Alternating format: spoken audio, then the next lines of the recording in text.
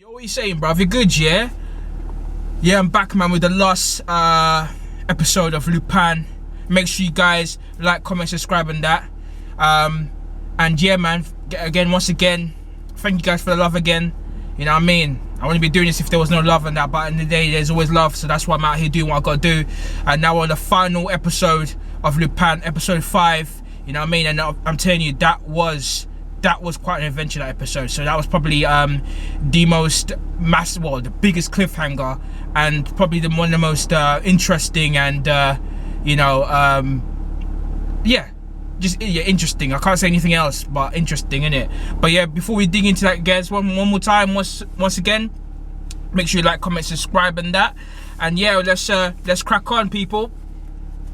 Right, Lupin episode 5. Right, so we start the episode with the dog getting looking at the newspaper, because remember in the last episode, Fabienne Barrot, she was murdered by one of Pellegrini's men. Just before we get started again, we got to big up the directors and that, you know what I mean? Marcella said, Ludovic Bernard, and you know what I mean? And what was the last one? So let me just go for like the last one, because I know that I always say it repeatedly, repetitively, to the point that I actually genuinely remember the names. So okay, let me just check the names at the last one. I got all of them except for the last one, eh?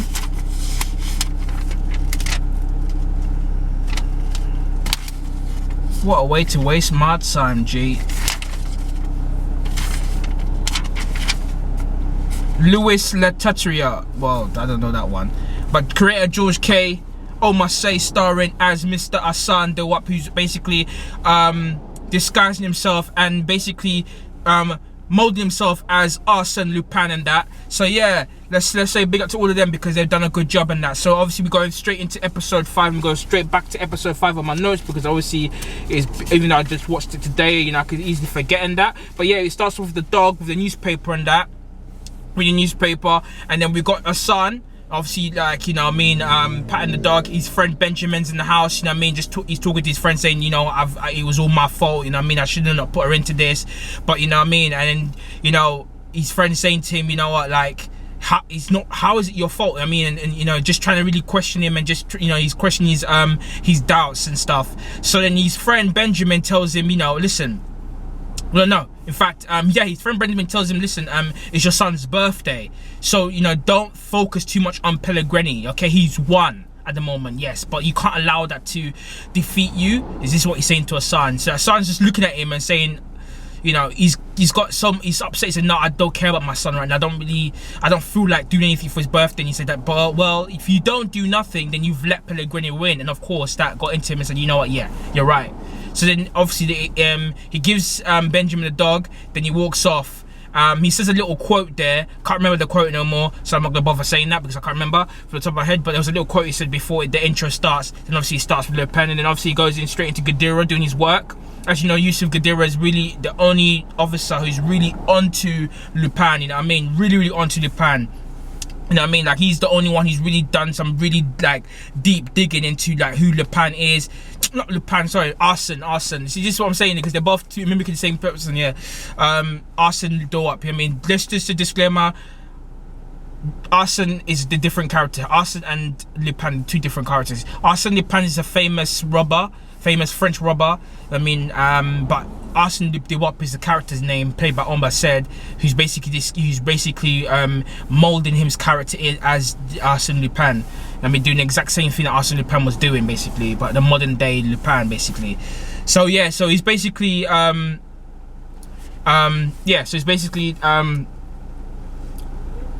talking to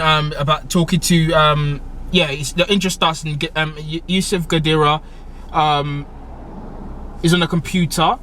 He said he's doing some paperwork. His colleague comes in and he's like, oh, what are you doing? He's like, yeah, I'm doing some paperwork. I love paperwork and that. And once his colleague goes, then he's obviously researching more on Arsène, getting to find out what's the names between, what's the matches between Paul, Sanan, all this, what is all the links between that, to find out this one, because obviously he's already got the identity on of the image, the portrait, you know, of the witness's description.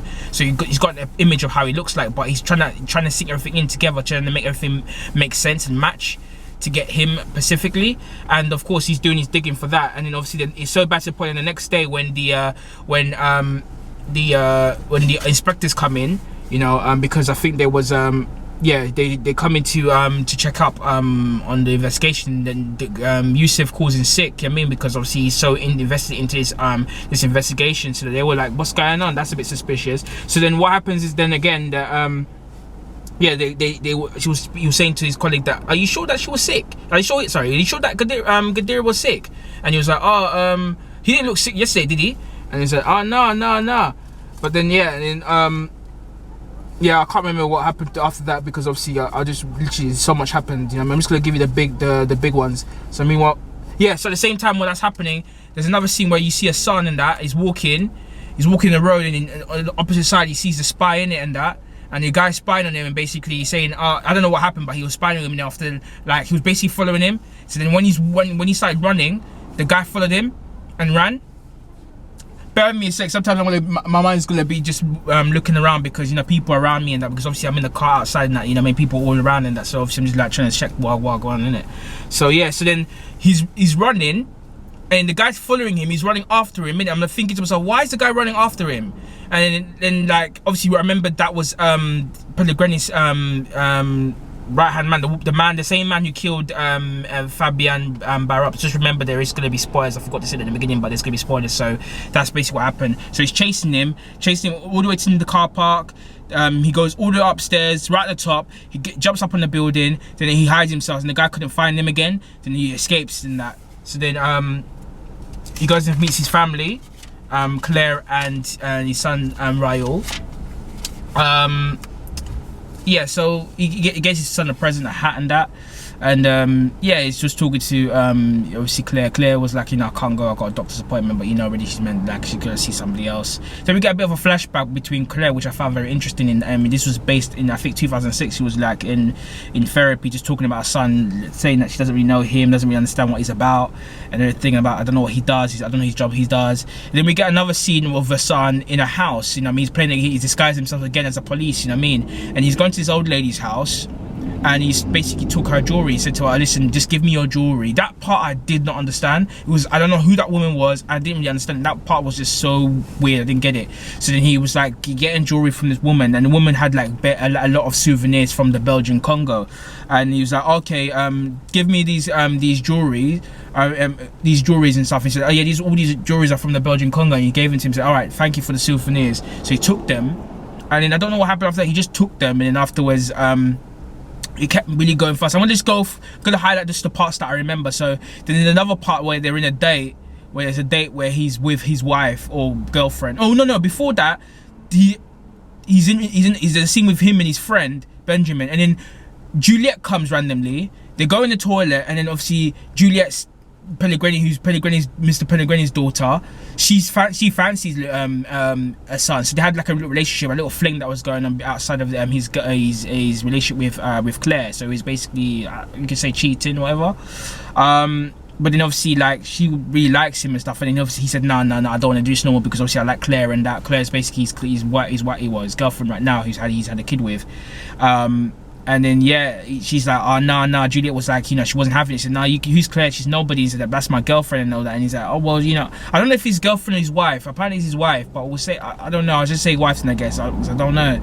Yeah, then she's like, oh yeah, you know, who's she? I mean, her name is so boring. I mean, she's probably is, you know, dealing with her is probably so boring as well. And he's like, oh no, that's my girl and that. But I mean.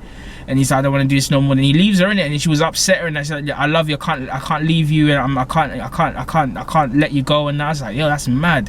So she started crying and that. And he goes off, and then he starts talking with this girl, with Claire. And obviously they go to for like a romantic dinner and that, and then obviously like she's hiding something from him in it, and obviously he's like, what's going on? She's like, I want you to take me somewhere very quiet and that, innit? And he's like, well, what is it? I don't understand. I'm in a restaurant. He said, we can leave. And then he's like, no. Then she told him that she was pregnant, innit? And he was like bare happy in it, and obviously he told everybody in that. And then the same woman that he took the jewelries from, the jewelries from the Belgian Congo, she was there, and he just basically walked his wife out. That bit I didn't get. That bit with that whole lady I didn't understand, because I don't know who that lady is. We wasn't introduced to her before, so I don't know who she is. And then Yeah, and then when he stole the jewelry in that scene, he goes down to because there was other police officers as well. Like, you know, he was, you know, he does his, you know, if you know, when he's disguising himself, he's very, very good at doing it. So he had like the badge and everything. So he was convincing them like, yo, you know, just check on this thief. You know, I mean, he's gone that way, just pretending to them. You know, what I mean, that there's actually a thief when actually there's no thief. He's just to hide his disguise, so he can go up to the house and get the jewelries from this woman. And then after that, I'm just gonna go straight into the next scene, and then the next scene is basically when he's in the train. They're going to the train. He's taking his son and his wife in a train, and they're going to some place. I can't remember the way it starts for El Chat or something like that. And then the woman's still obviously they're talking. That when she takes a picture of him, you know, all three of them, then he looks at the back and sees that guy, the same guy that was chasing him in the car park, or Pellegrini's man. You know what I mean? In the picture, so he knew already that this guy is coming after him, innit? And basically, like, what he done is he disguised himself by, you know, he didn't disguise it, but he just got a bag, he got a birthday cake, and then he put it there and said happy birthday, like, so, to make it look like as if, you know what I mean, like, he, you know, well, he's celebrating his son's birthday, and everybody was like, oh wow, he was singing it out loud so everybody can join in, and all the customers can join in, and they're all singing and whatever. And then he like sort of used that as an excuse for him to sort of like go and get a drink. He's like, yeah, let me go and get drinks in it. So he goes and gets drinks, yeah. And then I don't know what's going on, bruv. I mean, sorry, I'm just like, well, go on, bruv. Anyway, yeah. Then basically he goes and gets drinks and that, and then and he walks off and goes and gets a drink. He's walking off. He's walking straight off, and then like he's walking. So I'm just trying to get my train of thought. Yeah, he goes past the guy, he walks off, and the guy follows him in it. He really told Pellegrini on the phone that, you know, we've got him and stuff. He said make sure that he's not alive, but keep the family away from it. So he goes after him, and then like what he does is he disappears in it. And then like knowing Hassan, he knows what he's doing. He's always doing something. He's always 2 steps ahead before everybody else. And then after the guy's looking for him, can't find him, and he batters the guy. Hassan just comes out of nowhere, punches the guy. The guy they get into a scruffle. They start fighting. Then he throws the guy inside a room and locks him up in there. Then he goes off back to his family and be like, yeah, I got it. Like, his wife's like, what's going on? He's like, oh, I got into a little fight and stuff just for, you know, because obviously he's not a fan of Arsène Lupin. Basically making up some nonsense just to basically, you know, to hide the information in it that he had, that he, you know, just to hide what really happened in it. And then later on the guy escapes from the place. I don't know how, but he comes back. And then obviously this time he sits in Arsène Lupin's seat. Not Arsène Lupin. I keep getting Hassan's seat, and then he basically like tries to threaten the family. He's like, yeah, I'm a fan of Arsène Lupin, and it was just awkward because his wife was looking at him and said, who is this guy? And he's like, oh, I don't know. He said, do you know him? I said, I don't know him. And obviously she was kind of like scared in that, so he's like, oh, don't worry, let me talk to this guy for 5 minutes. And then obviously he basically called the agent, one of the detective, white guy, and said, yeah, listen, we're in the train station now, my disguise has been up, and I mean, you're wearing a beige jacket. So then that's my alarm and that. That's okay. And then basically, yeah. And then alright.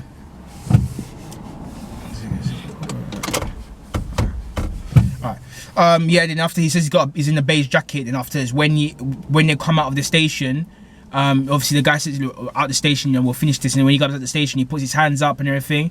And then obviously like the officers are like freeze, isn't it? And obviously like Assad, I thought it was Assad at first, and after Assad walks past, and after they go and arrest the guy who was after Arsene in it, and then they put him on the floor and that, and then basically like, and then he had the gun in it, and then they took the gun out, and then he had like some jewelry in there as well, and there was a scene where, you know, he drops the jewelry in his pocket and that. I mean, so yeah, man, like he's always thinking of two things. He's always thinking of things ahead. You know, when the ones you just talk about you're talking about a season, and another part just gets into your head. So I remember there was also another part where he's in the train, and when the guy's going after him, he takes a key from one of the inspectors. You know, the people that come to check your tickets and that. Yeah. So our son was getting chased by the guy in the train. He was following him, so he took the key from the guy. You know what I mean? Like he sneakily like just nicked the keys from him, so because he already thought two steps ahead of what he was gonna do. And then yeah, you know, the guy gets the guy who's Pellegrini's man. He gets arrested, and then he doesn't go into prison, but he goes in for questioning.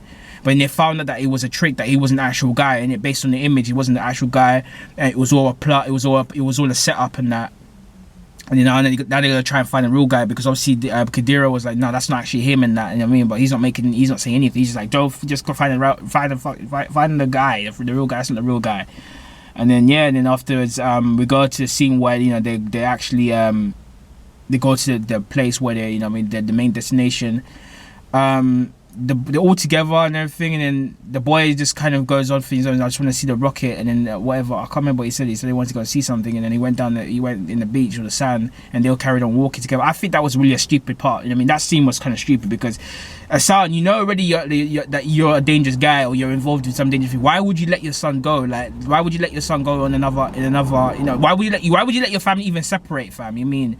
Like I found that kind of stupid, but yeah, it's just for the part of the story. But so they carry on walking, and he's talking to his girlfriend. His girlfriend's like, who was that guy and all that? And obviously he's like, oh, I can't tell you because he's blah blah blah blah blah. And then next minute, like he loses his son.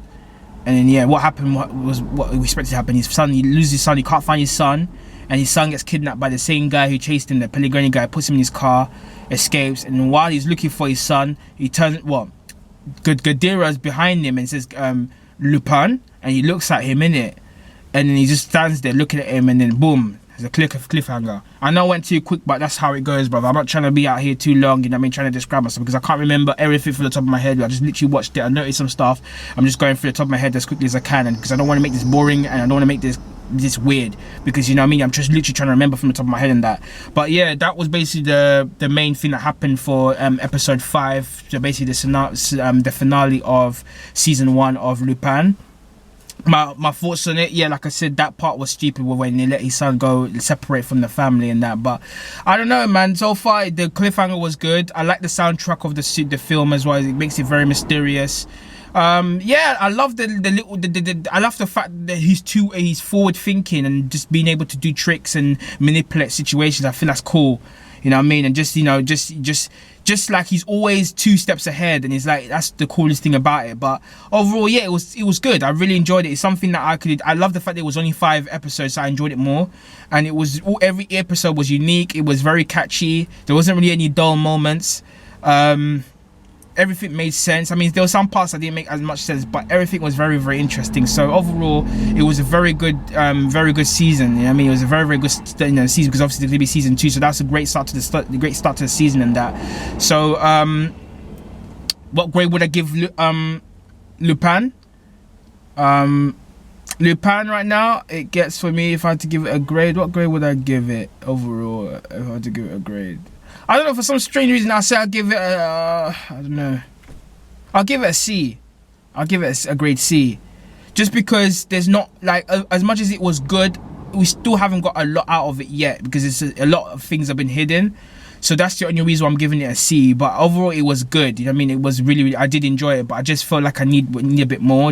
And I feel like in season 2, they will tell us a bit more. Everything's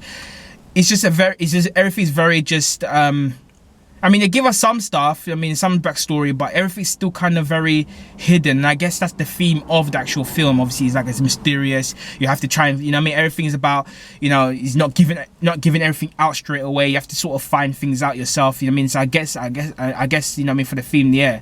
But yeah, I feel like, I couldn't really just give it a B as of yet, just because obviously it is only 5 seasons. We didn't get much out of it. We got a lot in terms of it was adventurous and it was fun, but I don't feel like we got a lot out of it in terms of, for it to, like, for us to feel like solely invested into the characters, you get me? But I do feel like they did do a good job in terms of really telling us a bit more about the characters, because there was not a lot of material that they had, but they made something out of it, so which it was good. But I just feel like right now it's just I don't know, I feel like we all still need to know a little bit more for all of us to have seen it. But overall, I give it a grade C. It wasn't bad. I liked it. I enjoyed it. I am looking forward to season 2. There's dust in my yeah. I'm looking forward to season 2. And man, I'm just hoping, that sorry, let's shut my eyebrow for I just hope that we I hope that season 2 answers a lot of questions, and a lot of things are asked, but also a lot of things are